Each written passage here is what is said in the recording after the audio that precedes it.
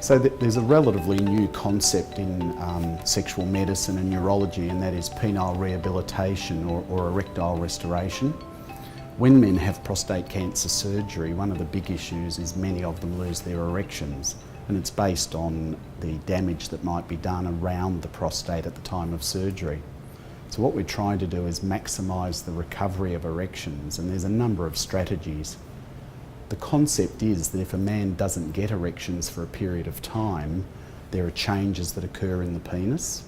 So the longer he goes without erections, the less chance the penis will be able to have erections in the future. With prostate cancer surgery, the nerves to the penis often get damaged on a temporary basis and can take months and months to recover.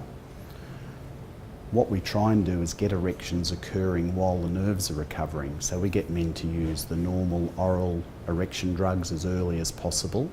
We don't necessarily expect that they'll cause erections straight off, but they can have therapeutic effects in the penis. They can help to reduce the amount of scar tissue that develops. They promote blood flow. We get men to have erections by the use of injections into the penis, because they get fresh blood going into the penis and it keeps the penis tissues elastic. And we often get them to use a vacuum pump to stretch the penis using suction, again to stop the penis losing some of its length and some of its elasticity. So if we can keep the penis healthy over the months that the nerves take to recover, they've got a much better chance of returning to normal erections. Eventually though, you need to draw a line in the sand and say, well, how long are we going on? How long are we going to wait for the erections to recur? And generally you've got a pretty good idea where men are at by 12 months. I think if they have no natural erection occurring at 12 months, they ought to be looking at a more definitive treatment.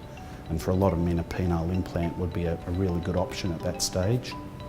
But certainly you should introduce the topic and talk to men about the medium to long term.